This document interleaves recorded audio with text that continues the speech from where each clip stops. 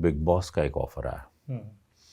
Big boss season 2009।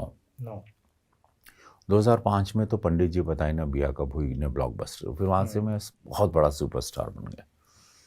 पैसे बरसने लगे। दिन में 2 शिफ्ट करता था, फिल्म 3 शिफ्ट, एक दिन में 3 फिल्म की शूटिंग करता था।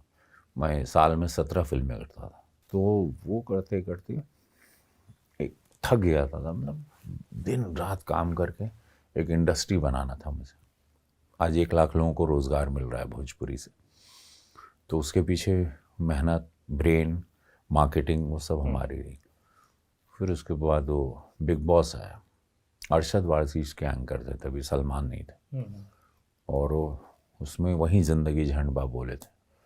उसने मुझे बहुत बड़ा आयाम दिया। पूरे देश में लोग मेरे फैंस हो गए। मेरा स्टाइल, मेरा बोलना, मेरा अंदाज़, व्हाटएवर सबको पसंद आने लगा।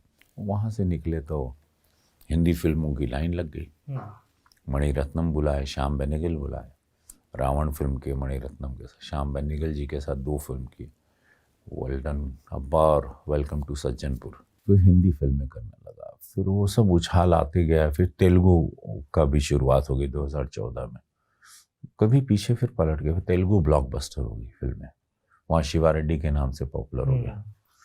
तो ऐसी ज़िंदगी मेरी चलती। 2005 में बीबीसी ने एक रिपोर्ट छापी थी जिसमें उन्होंने मनोज तिवारी और आपको सुपरस्टार की उपाधि दी थी।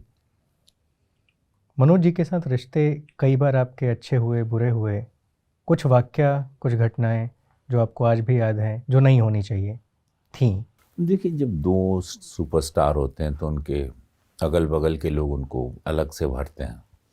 कुछ मिसअंडरस्टैंडिंग लोग करवाते हैं, कुछ को मन में, जिसका जो मन में आता। वो मैं इन सब चीज़ों में पढ़ता नहीं था, वो सुन लेते थे उनमें।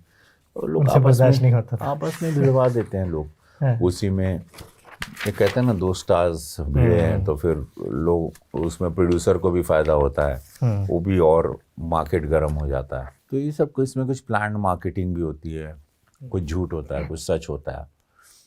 दोनों का माहौल गर्म रखना है बाज़ार में, ऐसा कुछ प्लानिंग्स मुझे ऐसा लगता होती है। मुझे पता नहीं होता कितनी बार कलाकारों को, लेकिन वो भी इसमें उस झोंके में रहते हैं। उनको लगता है कि चलो तैयारी करते हैं अगली फिल्म के लिए, उसकी आ रही है, मेरी आ रही, मैं अच्छी बनाऊंगा भाई, उसकी इतनी चल गई, मेरी ये चल गई। इमेच्योर सी एक बैटल में, एक बाद में जब आप इस पड़ाव पे आते हो तो आपको हंसी भी आती है। फिर लगता है वो समय में, वो दौर में वो भी ठीक था। तो सब कुछ ठीक ही रहता है। मतलब आज तो हम लोग अच्छे मित्र हैं, एक ही पार्टी के सांसद हैं, वो दिल्ली में यहीं शाहतरा के हैं। अब हम लोग मिलते भी हैं, तो सब अब this all everything is normal now.